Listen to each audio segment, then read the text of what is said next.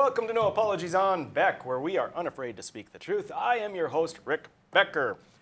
My co-host tonight, Representative Andrea Toman. What district are you from? Representative of what?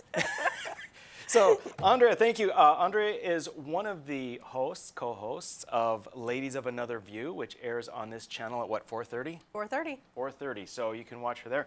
Andrea, thank you for joining me, filling in for Lori. I'm so glad to be here. I bet. I love your show, so this is going to be a whole lot of fun. Really? Yes, Okay. really. All right. So today is wow, what a day. What a day in the legislature. I've been doing Facebook Live yesterday and today, tonight, and Burgum's going bonkers, and the Senate's going bonkers, and the world is going bonkers. But as we wind down this session in the legislature, we are focusing on more legislative type things. I was hoping we were going to be done Saturday night. It turns out it looks to me like we're not going to be done before Tuesday for sure. So bummer. Although, whatever, it is what it is. It's like they put on the brakes. Like they just are like, you know what? We're going to coast in here now. Yeah. I've seen years where it's like they're ramped up. They're just going to run at it as hard as they possibly can to get to the end of session. But this year it's more like, Yeah. I think it was 2 sessions ago, Annie and I had a vacation booked because we kept on hearing, for sure, 100%, we're going to be done by this day. So I'm like, okay, I'm going to give like a 3-day grace, just to be sure. We booked a vacation, non-refundable for the hotel, and legislature went past. And and you know, let me just tell you a little bit more. Did she go without you? She did not. She was less than pleased. But she got over it, and the thing was that I promised, you know, we're going to go there. It's a place she always wanted to go. We will go there really soon, certainly, you know, next winter or whatever. And then in the fall, the resort completely flattened by a hurricane. I kid you not. No. Yeah, I kid you not. So anyway, I digress. So tonight we're going to be talking about some of these legislative things. The hot ticket right now are the 2 bills. Governor Burgum has vetoed 3 or 4 bills, but there are 2 bills in particular. We are going to cover one for your first segment tonight, and we're going to cover the other. So the first bill that he vetoed, and again, why are these vetoes important? Because they're, number one, important bills, because they were taken up today. He vetoed them yesterday. They were taken up today by the legislature.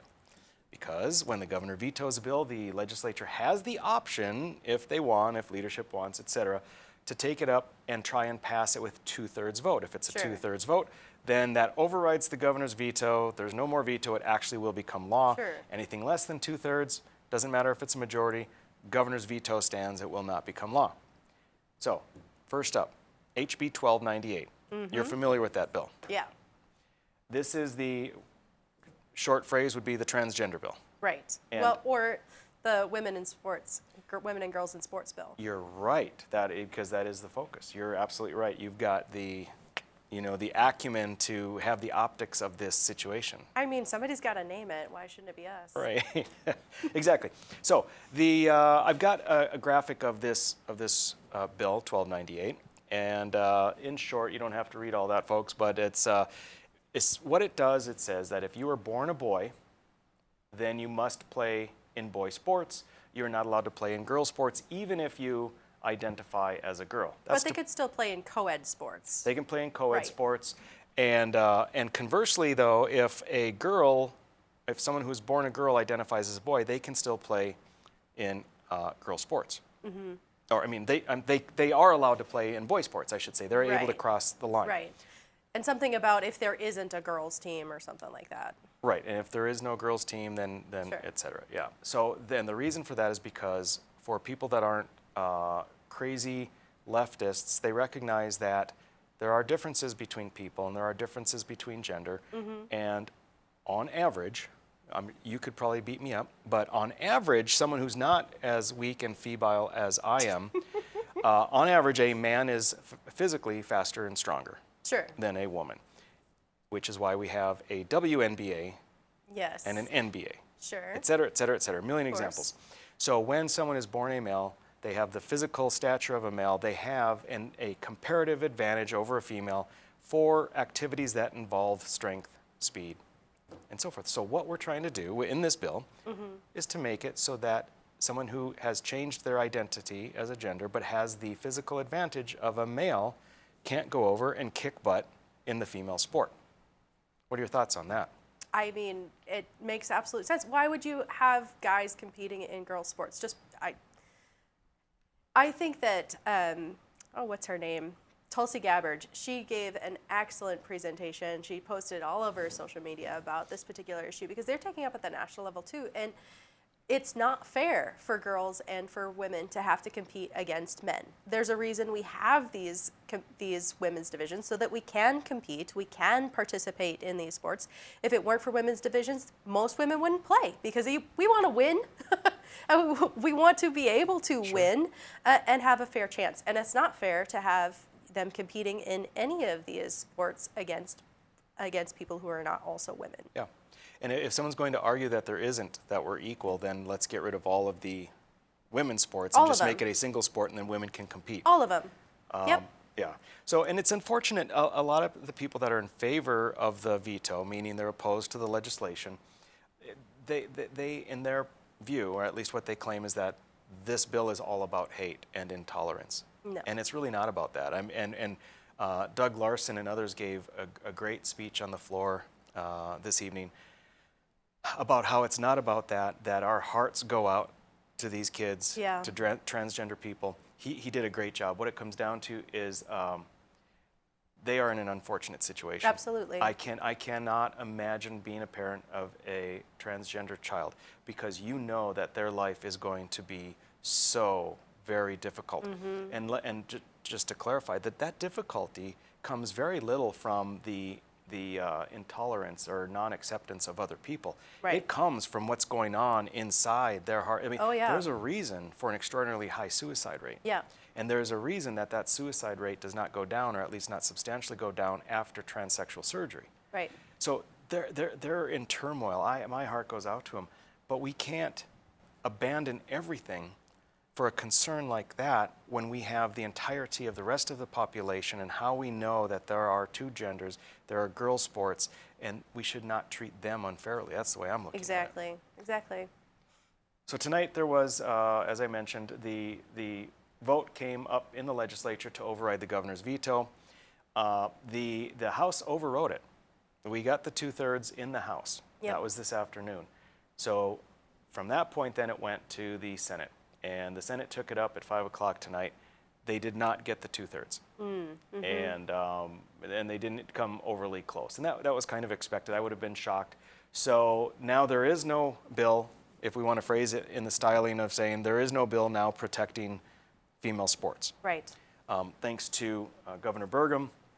And I think that is going to have a sour note with a lot of North Dakota voters, that their Republican governor that talked about being conservative And family values. Values, that he is solely responsible for not affording the protection in girls' sports that the legislature wanted to provide. Yeah, that's really terrible. But you get what you get. Maybe the next time at the election they'll think something different. All right. Pick somebody else. Pick somebody else. Look, folks, we're going to be right back. Next segment, we're talking about another veto. Stick with us.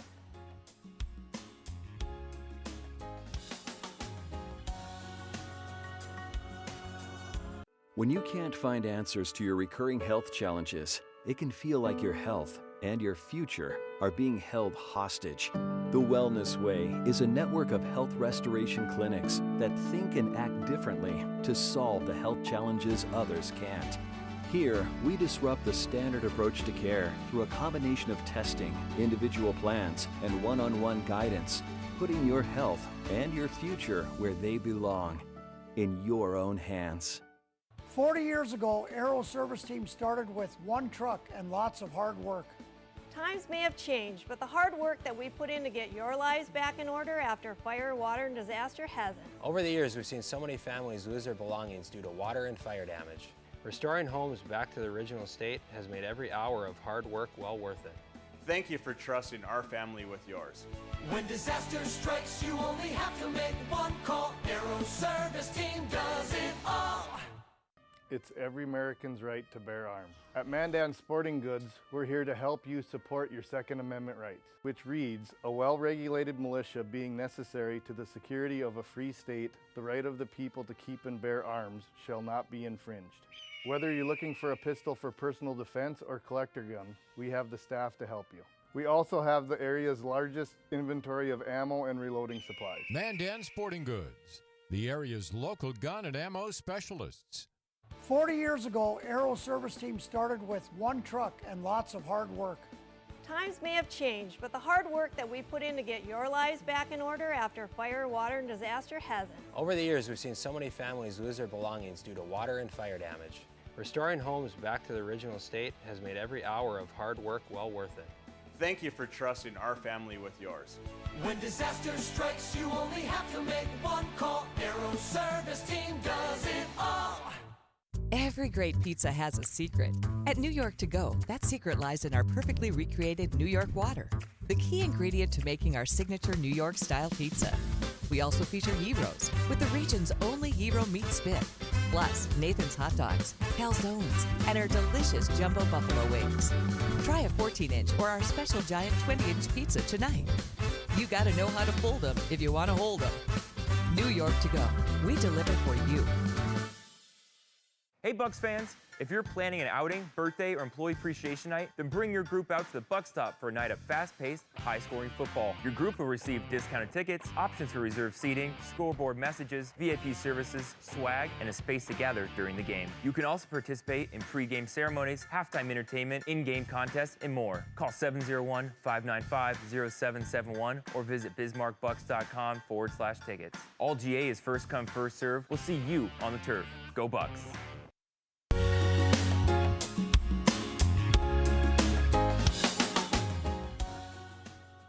Hello, hello, welcome back. It's No Apologies on Beck. We are talking about Governor Burgum, a Republican. You may not have realized that by his actions recently and really for the past year, but it's true. He does claim to be a Republican. And we're talking about the vetoes he had. We discussed one about female sports and transgenderism, in which the House overrode his veto. However, the Senate sustained his veto, and therefore his veto stands. It's done. Let's delve right into the next veto I want to talk about. It is regarding House Bill 1323. Guys, let's pull that up. This is the limitation on requirements to wear a mask. This is the marked up bill. We've talked about it once in the past, Andrea. Oh yeah. What it deals with, what it states simply is that the governor and the state health officer may not implement a statewide mask mandate. And what was different from how it first came out was that it also said any political subdivision may not. So any city or county could also not mandate masks. But that got taken out, and then we passed it. So it's still better than nothing. Sure. There's still no statewide mask mandate. Could Fargo do it? You bet. Could Bismarck do it? Sure. But at least you can go somewhere and maybe have more of an effect. Then the governor vetoed it yesterday because the governor wants power. Absolutely. And here I'm gonna pull up the letter that Governor Burgum sent to the Speaker of the House. And there are a couple of things in here that I'll read to you. The letter is explaining, the governor must always explain why he vetoed something. Usually there's a technicality or something instead of just a personal preference. But he said, to strip future governors and their state health officers of any low-cost tool that might be used to save lives and livelihoods in a future pandemic or other emergency would be both irresponsible and an unnecessary risk to the future public health.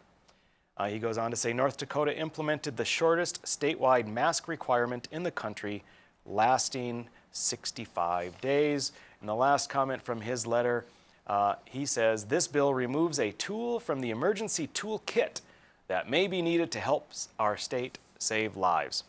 So let's talk about that, Andrea. So he says he doesn't want to strip future governors or state health officers. I think he's concerned about the current governor more than he is about. They typically are. That's how this works. And then he talks about, this policy saving lives and livelihoods, because that's the key phrase. It's never about saving lives because, also livelihoods. Right. And it just boggles my mind. So let me go into a couple things. One, it is a theoretical tool. Right. And we can think of all sorts of theoretical tools that might save lives, that might provide people safety. And yes, it does maybe take away a little bit of their freedoms. We don't employ them because we live in a free society. Anything like that you're thinking about, it has to be a last resort, and it has to be something that is proven. So you can actually weigh, like, is this the right thing to do? You don't just do it with no proof. And the governor has not had proof. He followed along. He followed other states. He followed Fauci. When he says, what do you think about what do you think about the authenticity of a statement when he says, we were, of the states that gave a statewide mask mandate, we were the shortest? Who cares? Right. What there about were the states that didn't issue any mask mandates? So 65 days is a long time compared to zero. Zero, right. And I'll remind you that the state south of us had 0, and their COVID curve, their COVID rate, was nearly identical to ours, and in some metrics, better than ours. Yep. So when he talks about these types of things, well, we need this tool, we just need it, and we're saving lives and livelihoods, it drives me nuts. The lives and livelihoods thing drives me nuts. Because if the governor wants to save lives and livelihoods, he should not close businesses like he did in March and April. Absolutely. Because that's not saving livelihoods, that's stealing livelihoods. Absolutely. He should not mask children and keep them out of school and force them to distance. This is a passion of yours. So he's worried about lives and livelihoods, but he's implementing policies which have no factual basis. And if anything, the facts indicate young children are the last people that need to be masked. Absolutely. The disease rarely affects them, and when it does, it almost never affects them seriously. And also there are studies to show that the kids don't transmit it nearly like adults do. Yet, we're going to institute policies, masks, that cause them to have anxiety, depression, train them to accept these kind of government mandates, make them hate school, cause them to lose a whole year of educational advancement, because that's what the studies are showing, right? And disconnect them from people in their lives. Like, they need to see people's faces. Young children, toddlers, babies, even teenagers, I'm sorry, they need to see the look on my face when I am telling them what they need to hear. They need to see that. And you can't hide half of that information from them and then expect them to fit into a normal society in a world where we're not going to have masks. Like, I'm not going to live in a world with masks, so we're going to figure this out. Exactly. Well, and your kids are fortunate that you're able to do that. Oh, well, yes. So he points out, I do homeschool all 4 of my children. They are free from this oversight, and nobody's going to make that rule for them. No one. Good for you. I think it's fantastic. Continuing along those same lines, the governor shouldn't implement policies that force people to stay in their homes. Exactly. Increasing domestic violence, Yes. increasing substance abuse, increasing suicide, increasing substance abuse, increasing depression. I mean, he's saying, oh, we need to have masks because of saving lives and livelihoods. All of the policies you're implementing are not saving lives, and they're definitely not saving livelihoods. They're harming livelihoods. And I challenge anyone out there, you tell me how his policies have saved lives. Show me the data, because they haven't. If anything, if suicide, like in California, teenage suicide increases, that's a result of the policies. That's taking lives. And then, don't even get me started on the elderly. I get emotional about that. Oh, yeah. Keeping elderly locked up in isolation for months on end, only to have them die from failure to thrive, that's an embarrassment. So I know I've gone on a tangent here, but what I'm getting at is all these tools that he thinks he needs are ridiculous and they're harmful. The masks did not help. That is proven. It's absolutely proven. And so to say, hey, we want every tool in the toolbox, how did he say it here? The bill removes a tool from the emergency toolkit that may be needed. Bullcrap. It's elitist for him to think that he can tell us how to live our lives and make the right choices for us. Make the right choices for our kids, for our families, and for our elderly. No, you don't get to make those decisions for me. And even with this bill, as I said, it allows counties and cities to do it. So, Doug, why do you feel like you have to have the power? What is it? We know you're an autocrat. An autocrat, being just a half step below dictator. I mean, but he, regardless of the effect on people, regardless of how it affects their livelihoods and their lives, he wants every tool because he's used to being a CEO where you get every tool. Why would you take a tool away from a trusted CEO? You wouldn't. You want to give them every single tool. Except, Doug, this is government. You don't get every tool. This is not a monarchy. No. We prevent you from having a bunch of tools. That's the way it's designed. Yes. Power reserved to the people. Exactly. So let's get right to it. The House passed it with 2/3 vote. It went to the Senate, and then they passed it the first time with 30 votes. They passed it earlier this evening with 32 votes. The number needed in order for it to pass, 32 votes. So, ladies and gentlemen, your legislature did you one. Did you a good one. Very happy about it. Yes, so there now is a law in which the state may not implement a statewide mask mandate. It's a done deal. Love I'm it. so happy. Love it. So happy. All right. Folks, stick with us. We're going to be talking about more legislative bills, kind of a potpourri. And then after that, we're going to have a guest, very interesting guest. So stick with us.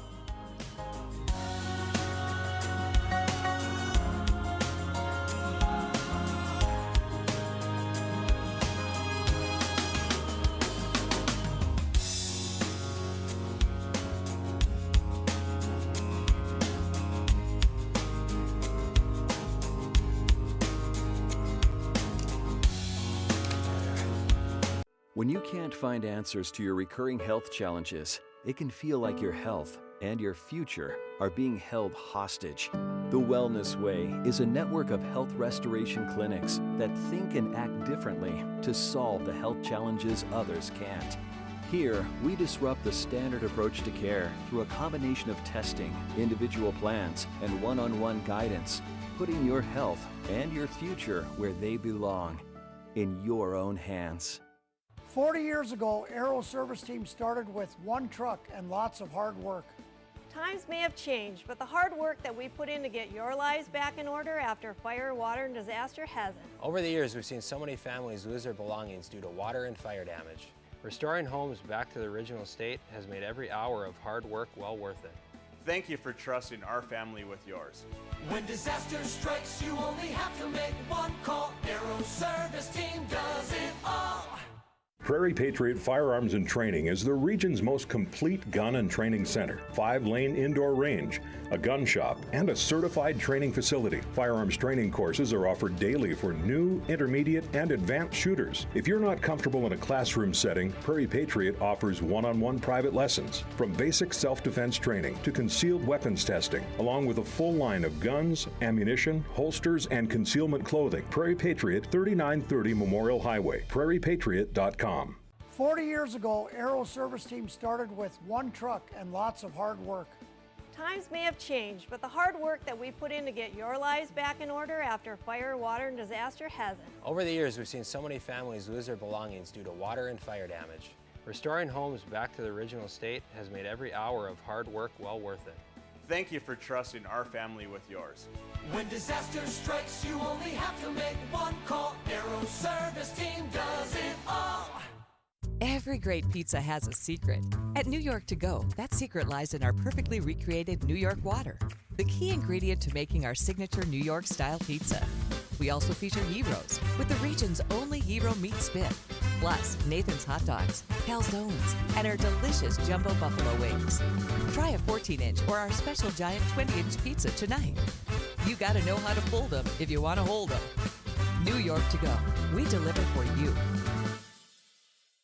It's every American's right to bear arms. At Mandan Sporting Goods, we're here to help you support your Second Amendment rights, which reads, a well-regulated militia being necessary to the security of a free state, the right of the people to keep and bear arms shall not be infringed. Whether you're looking for a pistol for personal defense or collector gun, we have the staff to help you. We also have the area's largest inventory of ammo and reloading supplies. Mandan Sporting Goods, the area's local gun and ammo specialists.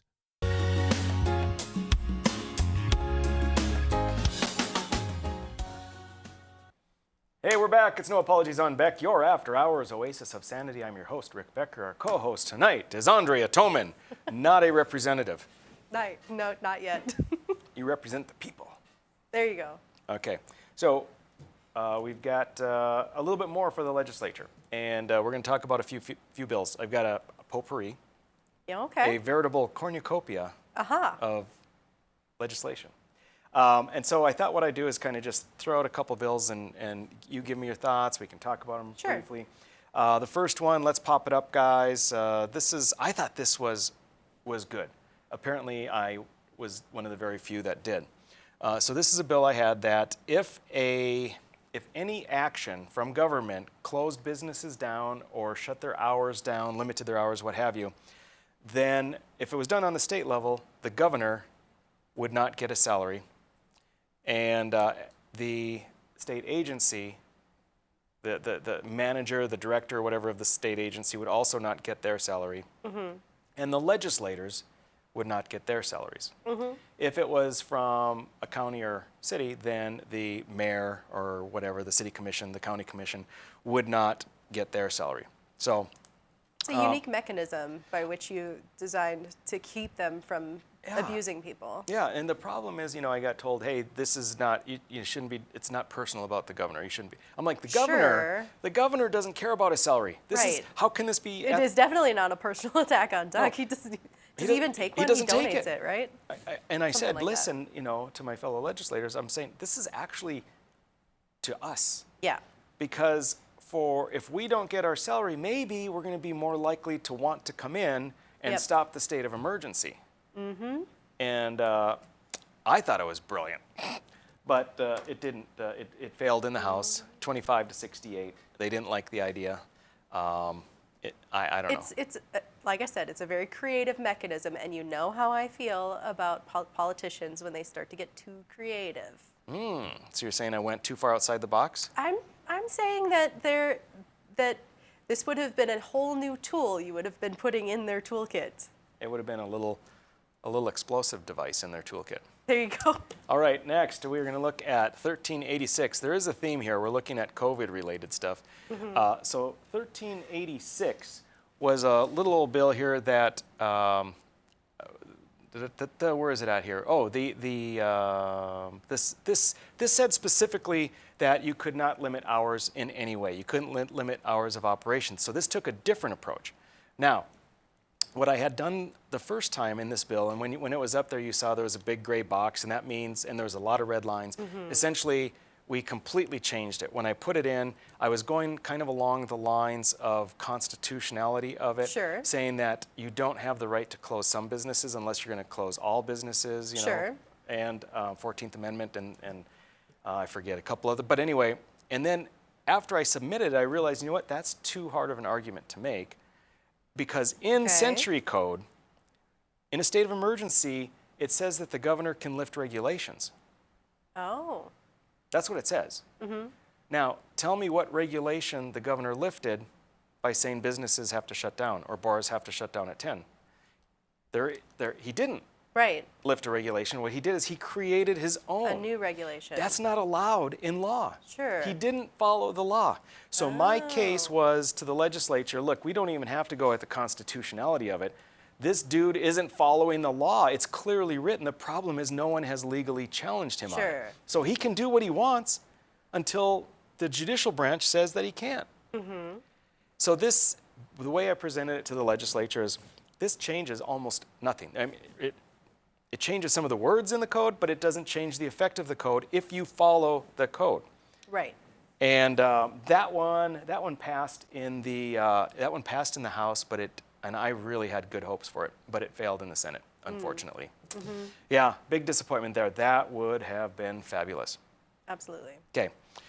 Next is Senate Concurrent Resolution 4016. Let's pull that up, guys. So this is one that's very recent. We passed it as a resolution, and this just says, resolutions, again, folks, don't mean a whole lot, especially when the resolutions to send a message to Congress, which is what this one is. And it says, hey, Congress, please don't enact a law that requires someone to have a vaccine passport to travel or do education or whatever it might be. And what we mean by a vaccine passport, as you know, I'm sure, is you don't have to show proof of vaccination. Right. Show me your papers. Right. And so it's a resolution. It's not going to do anything. So Right. the people that were very much wanting protection Yes. from the idea of a vaccine passport were mildly pleased with this bill, but in no way satisfied. Of course. And they shouldn't be. Right. Because it doesn't do anything.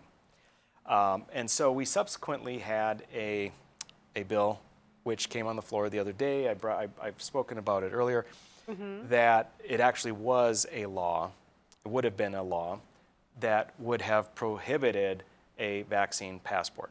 Right. And it was brought up late. We had to go through procedural to Yep. be able to introduce it, and the legislature, the House, voted to not even allow it to be introduced. Right. Now, in the process, we still debated the bill. Of course. Because, like, this is what the bill's It's the about, last this is chance. good, this is Get it bad. in there. Right. And, but unfortunately, we couldn't even do that. So Well, that but was. Nome in South Dakota, Governor Nome opted to do a similar thing, but she used an executive order to just say, you know what, no vaccine passports in the state of South Dakota. Yes. And our governor could do that too. He could. But he didn't, and he isn't, and he's doing the opposite. I mean, you could. If you're listening, Doug, you could. You could. And Just then saying. you could put that R back behind your name, maybe not. We'll talk. All right, let's go to a couple more. Let's take a look at, we don't have a graphic for this, but I want to talk about House Bill 1118. And this one passed both the Senate and the House. So this will become law, Okay. assuming that the governor doesn't veto it. I don't think he will. Well, actually, I don't know. Who knows at this point? But what this does is it limits the ability for him to have an extended state of emergency. It's not that great. We had better language. We had another bill. It would have been far better. What this says is that if the governor calls a state of emergency for a health thing, like if there's a long flood, fine, it Sure. doesn't count. If there's a health issue, after 30 days, the Legislative Management Committee may, if they feel like it, tell the governor, we want you to call us back into session to deal with this. If the Okay. governor does, then we can deal with it, we can end it, or we can let it continue. If the governor doesn't call us back in, then I forget, I think it's a week after 30 days from the notice, then it would end. So it's kind of it's a way out. The problem is it still requires action from the legislature. Right. Now, the legislature already could end it. They could call themselves in. Yep. And which is what I called for in October. Sure. And then called again in January. Mm-hmm. But so this is very mild.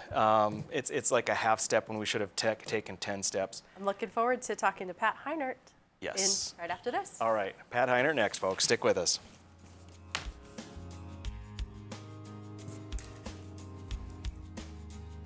We're the ladies of Another View, bringing you a fresh view on local issues. And different perspectives you won't get on the mainstream media. Watch us weekday afternoons at 4:30 Central Time on Beck News and at beck.news.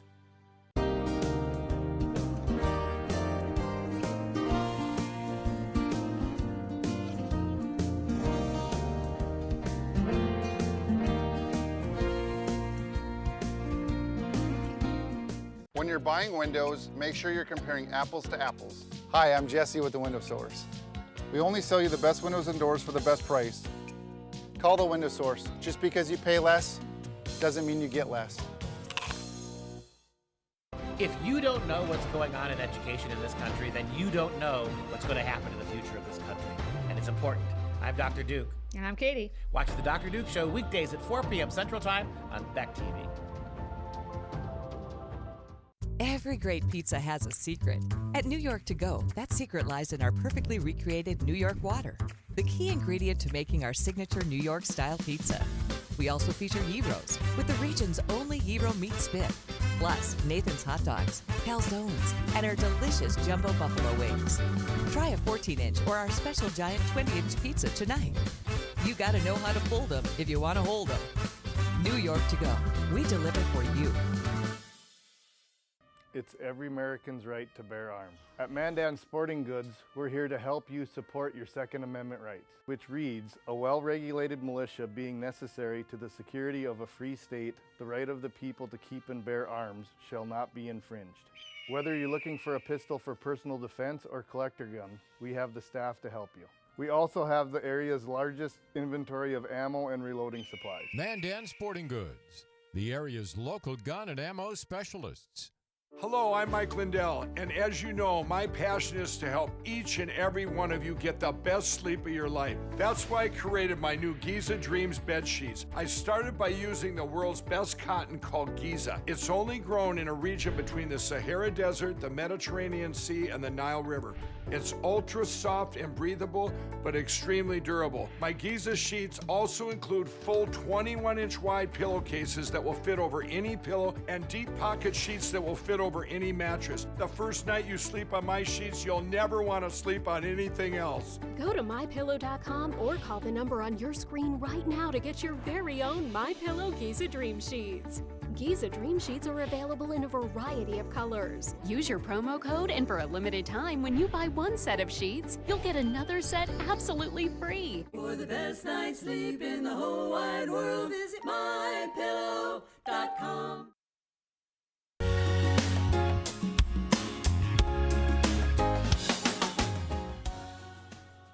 Welcome back. It's No Apologies on Beck, and we have with us the esteemed Representative Pat Heinert, District 32 in Bismarck. And Pat was first elected in 2017, and many people know you as the Sheriff of Burleigh County up until, I guess, 2018, did you Correct. say? Retired in 2018. Retired. What are you, like 32? Yeah, right. Yeah. I wish. Yeah. Anyway, thanks for being on, Pat. I appreciate it. I wanted you to come on because we've had a very interesting bill about property rights, trespassing, and posting land. And it's been an issue for a couple of sessions. It got pretty heated last session, and we may have, with your help, found a good resolution this session. Can you give the audience kind of the groundwork and what's been happening? Sure. So last session, towards the end of the session, it kind of became the hot topic for me. Coming out of Natural Resources and Energy Committee, Representative Todd Porter, the chairman of our committee, put me on the subcommittee to look at this and try to determine a way to work this out and get something worked out for the landowners outside of the cities to make sure that their land could be protected.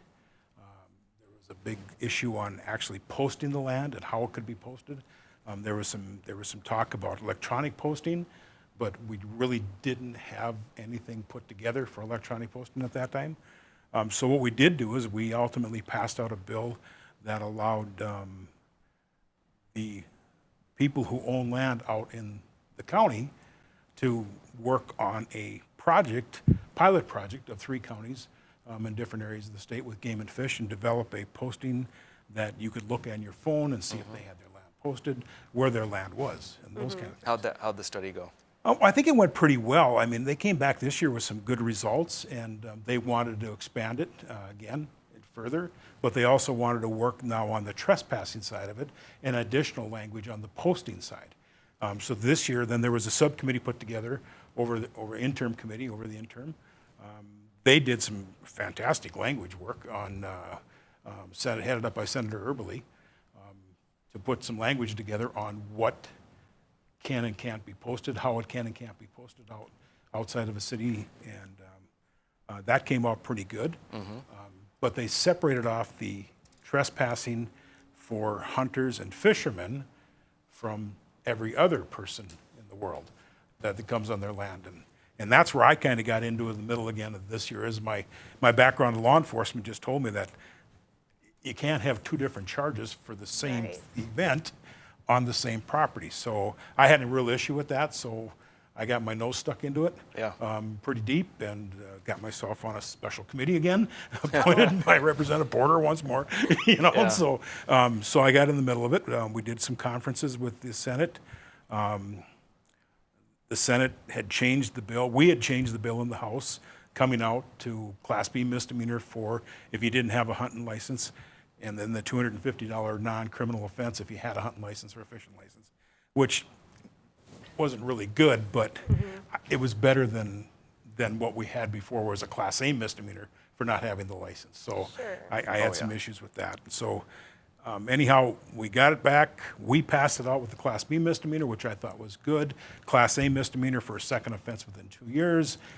We could live with that. I thought it was much better than what we had. Senate refused to concur with us and put it back to a Class A misdemeanor. And then that came out of the committee with me being the only opposition. We got to the floor. We had a good discussion about it, and we killed it on our side. Yeah, it was an unusual situation. It was very 'cause you got unusual. up representing the committee, which the committee said, take our report, which means go by what we agreed to. But Pat got up and was like, yeah, I'm on the committee. Don't do it. Don't do that, yeah. And I was the only no vote. He wielded his hammer, So, and yeah. boom, Yeah. it was, it got killed. So then you guys went back. And that really woke up the Senate then. Sure. It really did. They didn't know that we were going to do that. I kind of told the Senate chair that we were looking at doing that. Yeah, and there's the bill. Criminal trespass, non-criminal offense, unposted property. So what it comes down to now, Pat, is how does it play out for hunters? Let's just start there. Okay. You first off, I'll take a step back.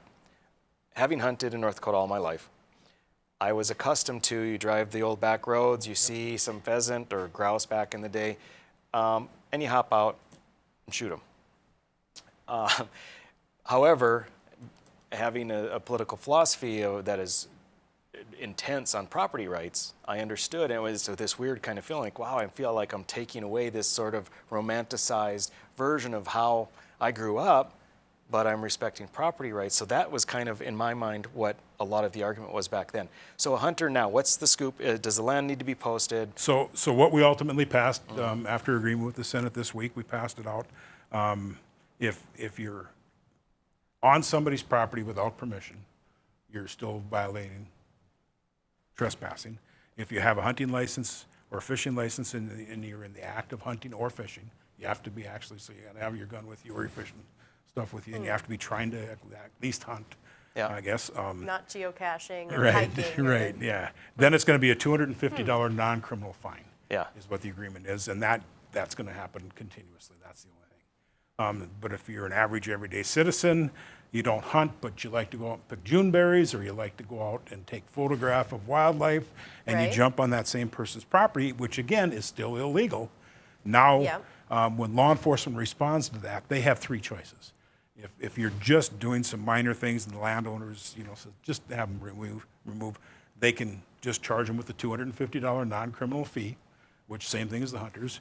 But if they're doing something, they're trying to damage the land or not listen to the landowner, the law enforcement officer then can expound on that and go to a Class B misdemeanor. Or if they're actually damaging the property or something significant. Or taking my Juneberries. Well, that is for some people that is a serious Juneberries. event. Don't take my Juneberries. That is a serious event for some people, yes. We're not going to do a felony on that, Andre. No, we're not doing a felony.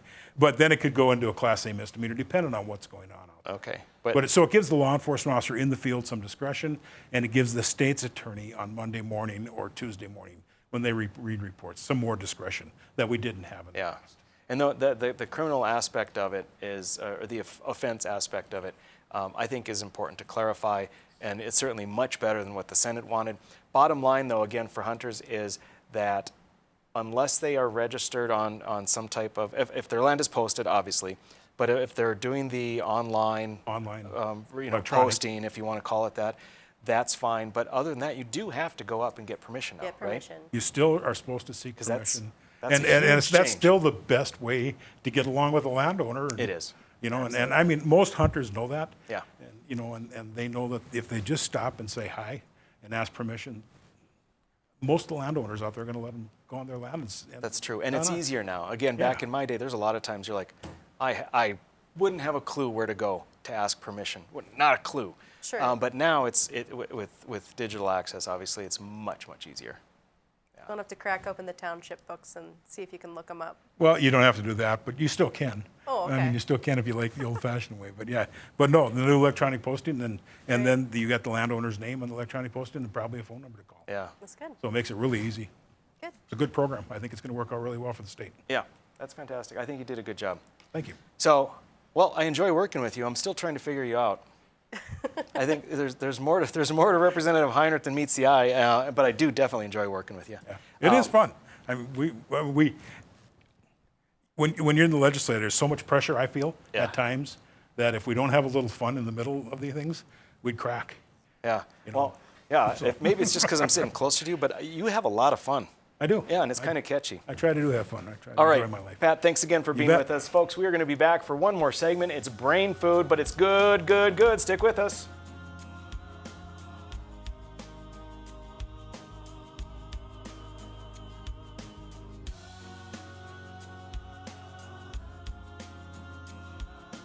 When you can't find answers to your recurring health challenges, it can feel like your health and your future are being held hostage. The Wellness Way is a network of health restoration clinics that think and act differently to solve the health challenges others can't. Here, we disrupt the standard approach to care through a combination of testing, individual plans, and one-on-one guidance, putting your health and your future where they belong, in your own hands. 40 years ago, Aero Service Team started with one truck and lots of hard work. Times may have changed, but the hard work that we put in to get your lives back in order after fire, water, and disaster hasn't. Over the years, we've seen so many families lose their belongings due to water and fire damage. Restoring homes back to the original state has made every hour of hard work well worth it. Thank you for trusting our family with yours. When disaster strikes, you only have to make one call. Aero Service Team does it all. Spas, etc. You've come to know and trust us for over 18 years with the largest selection and showroom in Western North Dakota for our beautiful Sundance spas. Plus, you can pick out your next home experience with our selection of pool tables, shuffleboards, and fun accessories. Spas, etc. Your relaxation destination on Maiden Bismarck. 40 years ago, Aero Service Team started with one truck and lots of hard work. Times may have changed, but the hard work that we put in to get your lives back in order after fire, water, and disaster hasn't. Over the years, we've seen so many families lose their belongings due to water and fire damage. Restoring homes back to the original state has made every hour of hard work well worth it. Thank you for trusting our family with yours. When disaster strikes, you only have to make one call. Aero Service Team does it all. Every great pizza has a secret. At New York To Go, that secret lies in our perfectly recreated New York water, the key ingredient to making our signature New York-style pizza. We also feature gyros, with the region's only gyro meat spit, plus Nathan's hot dogs, calzones, and our delicious jumbo buffalo wings. Try a 14-inch or our special giant 20-inch pizza tonight. You gotta know how to fold them if you want to hold them. New York To Go, we deliver for you. It's every American's right to bear arms. At Mandan Sporting Goods, we're here to help you support your Second Amendment rights, which reads, a well-regulated militia being necessary to the security of a free state, the right of the people to keep and bear arms shall not be infringed. Whether you're looking for a pistol for personal defense or collector gun, we have the staff to help you. We also have the area's largest inventory of ammo and reloading supplies. Mandan Sporting Goods, the area's local gun and ammo specialists.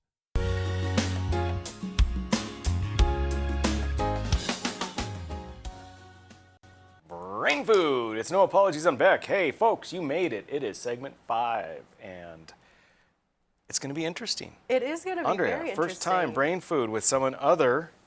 Well, no, I think I did one other time, but I was going to say other than Lori. So I'm intrigued to see what you have. I brought all kinds of goodies for Okay. brain food. Yeah, I think you'll find these very interesting. So the Alrighty. first one is gastralia, and it's floating ribs in the T-Rex dinosaur. So if you pull up this photo, you guys, they figured out what these extra ribs underneath the Tyrannosaurus Rex were for. And so for the longest time, you're used to seeing, this is Sue, but Sue or Stan or any of the other replicas of dinosaur fossils for Tyrannosaurus Rex without that underlying rib cage. And when they figured it out, they learned so much about the posture, the stature, the size of the Tyrannosaurus Rex. This is actually after they sort of reformatted, but reassembled Sue in what they believe to be a more anatomically correct format. And there's these floating ribs at the bottom that they believe helped with breathing and helped supported them. They don't know if they had a diaphragm. We have a diaphragm that supports our breathing, but we don't have these floating ribs. So modern crocodilia and tortoises, some tortoises have them. Have front ribs? Yep. What the heck? Yeah. Okay. Well, that's pretty cool. I thought it was really cool. It is. All right. So let me tell you about mine. So today, I asked my buddy who helps with production of this, because I was super busy in legislature, said, hey, how about you come up with my brain food for me? Uh-oh. And he said, no, I'm too busy. But then he called another friend of ours. And then lo and behold, they had 2 bits of brain food for me. So when I saw them, I started laughing out loud. Some people say LOL. I don't know if you know that. Yeah. So the first one, let's go ahead and bring it up. Just start laughing. Yeah. So this is a, you see it says tailbone injury under there. So you have the sacrum, that's your pelvis, and then you have the orangey area. The coccyx is your tailbone. And so they put this on there. Now let me tell you again, just a little bit about these 2 friends. They have an array of interests.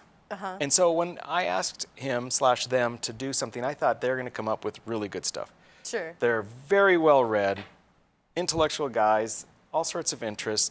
The one is super interested in time travel because he is still stuck in the 80s as far as clothing and music and hair. He doesn't have hair, but if he did, it would be 80s. And then the other friend has a strong interest in various Asian cultures and also in interpretive dance. So we had all sorts of opportunities, but what did they do? They stuck me with a broken coccyx. Now, why did they do that? So this is a little joke they like to tease me about. So when I was in high school, I was in football. I know it doesn't seem like it, but I was. I got most. What did you play? I got center. Oh. I know it doesn't seem. Listen, at Mandan High, my senior year, we went 0-9. Oh. But I did get most improved player. I was too little to do it, but I was able to snap the ball with precision. Sure. And so they kept putting me back in.